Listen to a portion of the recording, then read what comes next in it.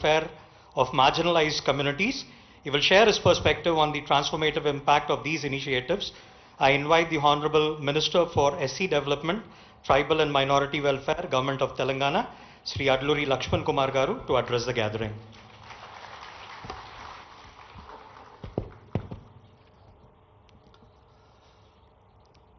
నూట 8 సంవత్సరాల ఉస్మానియా విశ్వవిద్యాలయ హాస్టల్ ప్రారంభోత్సవానికి విచ్చేసినటువంటి గౌరవ రాష్ట్ర ముఖ్యమంత్రి వర్యులు పెద్దలు యనమల రేవంత్ రెడ్డి గారు, ఉస్మానియా వైస్ ఛాన్సలర్ గారు, అదేవిధంగా ఎడ్యుకేషన్ ప్రిన్సిపల్ సెక్రటరీ గారు, వివిధ హోదాలో ఉన్న అధికారులు, రిజిస్టర్ గారు, ముఖ్యంగా ఒక సామాన్యమైనటువంటి ఒక కాంగ్రెస్ కార్యకర్త, ఒక దళిత వర్గంకి వెళ్ళి 2 సంవత్సరాల క్రితం ఏమీ లేనటువంటి నేను ధర్మపురి ప్రజల ఆ ధర్మపురి లక్ష్మణ శాసనసభ ఎన్నికై రాష్ట్ర క్యాబినెట్లో గిరిజన శాఖ, social welfare, minority welfare, disable welfare పంచపాండవుల్లాగా నాకు 5గురు అన్నదమ్ముల్లాగా నా శాసనసభ్యులు నా పక్క నుండి మా ముఖ్యమంత్రి గారి ఆలోచన ఈరోజు ఈ విశ్వవిద్యాలయంలో ఇంత గొప్ప రోజు ఈరోజు మాట్లాడే అవకాశం వచ్చిందంటే 20 సంవత్సరాల తర్వాత గౌరవ ముఖ్యమంత్రి గారు రేవంత్ రెడ్డి గారి నేతృత్వంలో నాకు ఈ అవకాశం రావడం నా అదృష్టంగా భావిస్తున్నా. ఈరోజు ఎంతోమంది గొప్పగా మేధావులుగా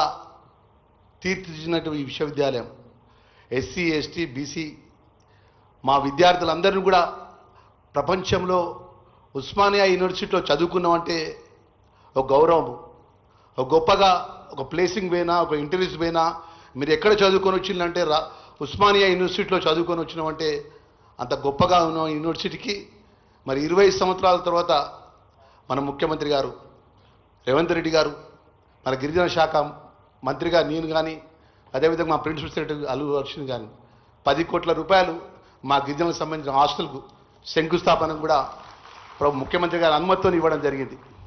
మరి దీనిలో భాగంగా ఇక్కడ ఉన్నటువంటి మా విద్యార్థులందరికీ కూడా నేను మనవి చేసుకుంటున్నా, చదువు అనేది చాలా గొప్పది. ఆ చదువు పరంగా మన దేశంలో, మన రాష్ట్రంలో ఇంత గొప్ప విశ్వవిద్యాలయానికి సంబంధించినటువంటి మన ముఖ్యమంత్రి గారి విజన్ ఏదైతే ఉందో మన ప్రాంతానికి సంబంధించిన పిల్లలకు గొప్పగా చదువు ఇవ్వాలని చెప్పేసి రాష్ట్రంలో, దేశంలో ఏ ముఖ్యమంత్రి గారు ఆలోచన చేయని విధంగా, అంటే 6th క్లాస్ నుంచే జిల్లాలో కానీ నియోజకవర్గాల్లో కానీ ఇంటిగ్రేటెడ్ హాస్టల్స్ సుమారు 200 కోట్ల రూపాయలతోని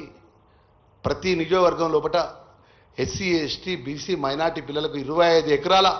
విస్తీర్ణత లోపల integrated hostels, schools, residential schools ఆలోచన సంకల్పంతో ఆ ఆలోచన నుంచి ఈరోజు ఈ ఆలోచన వరకు ఉస్మానియా యూనివర్సిటీకి సంబంధించినటువంటి ఏదైతే విద్యార్థులకు సంబంధించిన మౌలిక సదుపాయాల విషయం లోపల ప్రత్యేక నిధులు ఇచ్చే విధంగా గౌరవ ముఖ్యమంత్రి వారిని కోరుతున్నాను. ఇక్కడ చదువుకునే వారంతా కూడా ఈరోజు ఈ రాష్ట్ర తెలంగాణ రాష్ట్రం ఏర్పడడం విషయం లోపల ఇక్కడున్న విద్యార్థుల యొక్క త్యాగం, ఇక్కడున్న విద్యార్థుల యొక్క వారి యొక్క జీవితాన్ని త్యాగంగా పెట్టి ఈరోజు రాష్ట్రాన్ని తెచ్చుకునే విషయంలో వారి పాత్ర మరవలేదన్న విషయాన్ని కూడా మరొక్కసారి మనస్ఫూర్తిగా నేను మనవి చేసుకుంటున్నా. అంత గొప్పగా ఈ విశ్వవిద్యాలయం నుంచి ఏ అంశాన్నైనా కూడా పోరాటం ఉన్నటువంటి విద్యార్థులకు మనం ముందుకు తీసుకెళ్లే విషయం లోపల మా ముఖ్యమంత్రి గారి నేతృత్వం లోపల మాకు పూర్తి నమ్మకం ఉన్నది. ఒక ఆలోచన, ఒక విజన్, చదువు అనేది గొప్పదన్న ఆలోచనతో మేము వస్తుంటే చెప్తున్నాడు, సార్ మీది ఏదేమైనా బీసీ గారు మన పిల్లలకి తెలంగాణ మన విశ్వవిద్యాలయంలో మరి పిల్లలకు మంచి చదువు ఇచ్చే విధంగా మీరు ఏది చెప్పినా కూడా ముఖ్యమంత్రిగా మీకు అన్ని విధాలు సహకరిస్తా అని చెప్పి వారు చెప్పినటువంటి మాటను మనస్ఫూర్తిగా ధన్యవాదాలు తెలియజేసుకుంటూ, మరి ఇంత గొప్ప అవకాశాన్ని ఇచ్చినటువంటి ఏదైతే నిజంగా వైస్ ఛాన్సలర్ మా కుమార్ గారు కానీ, నిజంగా దీని వెనుక ఉన్నటువంటి మా ప్రొఫెసర్ కాసిం గారు మాకు అన్నలాగా మా అందరికీ ఈ రాష్ట్రంలో ఎవరికి ఏ విషయంలో కూడా ఒక మంచి ఆలోచన పరంగా ఉన్నటువంటి వారు, మరి ఇంత గొప్పగా ఈ యొక్క కార్యక్రమాన్ని నిర్వహణ చేసిన నిర్వాహకులందరూ కూడా శాఖ మంత్రిగా మనస్ఫూర్తిగా ధన్యవాదాలు తెలియజేస్తూ జై Hind. Thank you, sir, for your inspiring words. Your commitment to inclusive growth resonates deeply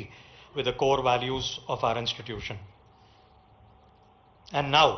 for the much-anticipated keynote address, we are deeply honored to have with us a leader who has taken a personal